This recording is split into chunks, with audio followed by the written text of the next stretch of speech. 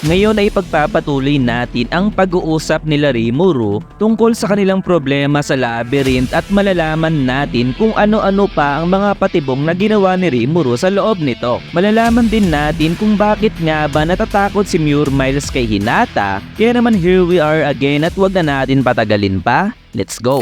Ayon kay Rimuru ay may maganda rin silang nalaman tungkol sa nangyari dahil nalaman nila ang dapat pa nilang iayos sa loob ng labyrinth kung kaya't ngayon daw ay kailangan nilang mag-focus mula sa floor 51 hanggang sa baba nito. Tanong ni Ramirez ay may naisip na raw bang solusyon si Rimuru at wika naman ni Beldora ay hindi na raw nila kailangang mag-worry pa hanggat si Rimuru ang namamahala dito. Sa isip ni Rimuru ay mukhang nawala na ang stress ng dalawa at sinabi nito na marami siyang nilagay na patibong mula sa floor 41 hanggang floor 49. Tanong ni Ramirez ay ano raw klaseng patibong ang nilagay ni Rimuru at sagot naman ni Rimuru ay nilagay niya ang slime bilang kanyang ultimate trap sa floor 49.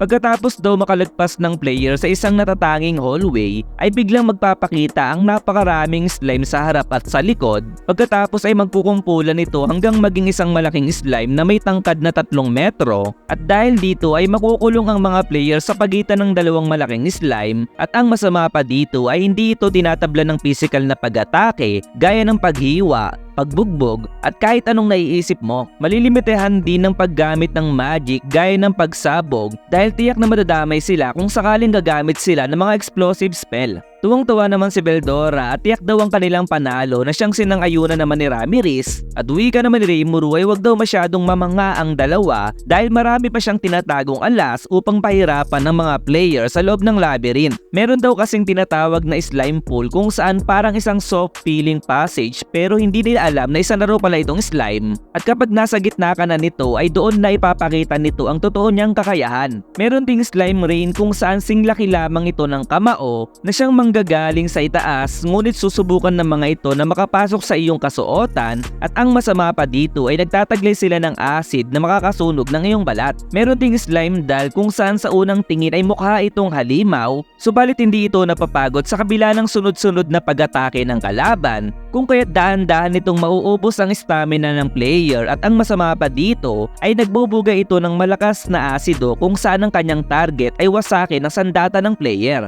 Marami pa raw na patibong na ginawa si Rimuru na maaari makapagpabagal sa pag-usad ng mga player at namangha naman si Beldora dahil sinasabi raw ba ni Rimuru na ang kailangan lamang nilang gawin ay saktan ng kaunti at wasakin ang mga sandata ng player sapagkat kung wala na daw sandata ang mga ito ay medyo kakabahan at matatakot na sila habang sila ay bumababa sa loob ng labyrinth. Sa isip ni Rimuru ngayon ay mapapahaba na nila ang oras bago makarating ang mga player sa floor 51 at tanong ni Beldora ay ano raw ang gagawin ni Rimuru sa oras na yon at sagot naman ni Rimuru ay palalakasin pa nila ang kanilang labyrinth subalit kailangan muna raw nilang ayusin ang problema kay Adalman at sinabi kay Ramirez na kailangan nilang baguhin ang environment sa lahat ng palapag kung saan nagbabantay ang mga floor guardian. Si Adalman daw ay isang cardinal noon at isang support type na tao at malaking kamalian daw na ginawa niya itong floor guardian ng mag-isa lamang kung kaya't kailangan niya daw hanapan ito na makakasama sa pagbabantay. Sa floor 70 naman daw ay gagawa sila muli ng isang elemental colossus at sakto raw na bumalik na si Kurobi na may alam tungkol sa spirit engineering at ibibigay niya daw ang resulta ng kanyang eksperimento na maaaring makatulong sa paggawa ng bago at mas pinalakas na elemental colossus. Natuwa naman si Ramirez nang marinig ito at sinabing muli ni Rimuru na tungkol naman daw sa floor 80 ay sa oras daw na magising si Zijon ay walang sino mang baguhang player ang makakasakit dito at ang mga dragon namang dinala ni Milim ay mag-e-evolve pa raw hanggat naninirahan ito sa loob ng labyrinth. Hindi naman daw kailangan magpanik sa floor 90 dahil si Kumara ay patuloy lamang sa paglaki at meron daw siyang gustong subukan kung kaya't kailangan niya daw ang tulong ni Beldora at Ramirez. Sinabi naman ni Rimuru kay Masayuki na kailangan na nitong ipagpatuloy ang paglalakbay sa labyrinth at ang goal nito ngayon ay makalagpas mula sa floor 41 hanggang sa baba nito. Subalit kailangan muna raw makalagpas ang ibang player sa floor 40 at sa kabaliktaran naman daw ay kailangan na munang lumayo ng pansamantala ang grupo nila Masayuki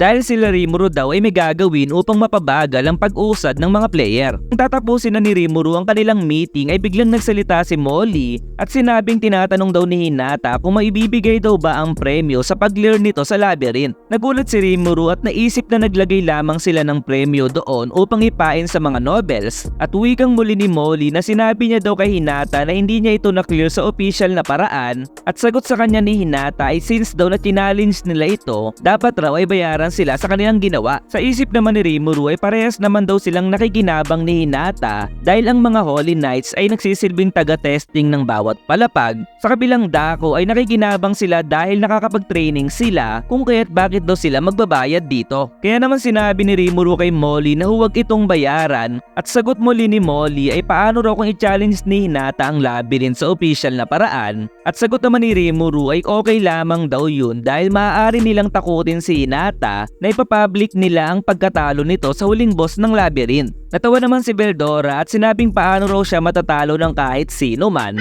At wika naman ni Molly ay naiintindihan naman daw niya pero mas mainam daw ata kung si Rimuru mismo ang magsasabi kay Hinata. Sagot naman ni Rimuru ay ayaw niya daw gawin ng bagay na yun dahil sa kanyang isip ay ayaw niyang kapuutan siya ni Hinata kung kaya't si Molly na raw ang bahala doon. Pero sagot muli ni Molly ay narinig niyang kapag na-open daw si Hinata ay mayroon daw masamang mangyayari. Ngunit sagot muli ni Rimuru ay umaasa raw siya kay Molly at siya na raw ang bahala dito. Si Molly daw ay may itsurang nakakasindak at may ising tigas ng bakal ang kalooban at lagi nitong inuuna ang profit sa lahat-lahat at tiyak daw siya na makoconvince nito si Hinata. Subalit mukhang nag-hallucinate daw si Rimuru nang marinig niya ang buntong hininga ni Molly na may para bang sinasabi na gagamitin na lamang niya ang sariling pera na meron siya at doon ay nagtapos na ang kanilang pagpupulong. So dito na muna natin puputulin ang kabanata na ito kaya naman mag-like, follow and subscribe ka na upang maging updated ka sa mga susunod pa nating review. Hanggang dito na lamang. Goodbye. When I dream big, yeah I commit. Wanted this life since I was a little kid. Never thought twice, I just did what I did. Worked towards it and now I have an addiction. I've been living life like a dream, like it's fiction. I've been doing things like I have no restrictions. I don't plan to stop, no I don't plan on quitting. Everything I do, yeah I do it with conviction. I will never give up, I will never give in. Everything I do, yeah I do it with conviction. I've been on a mission, I ain't never quitting. Everything I do, yeah I do it with conviction. I believe in free will, I make choices that lead to where I build. I will never give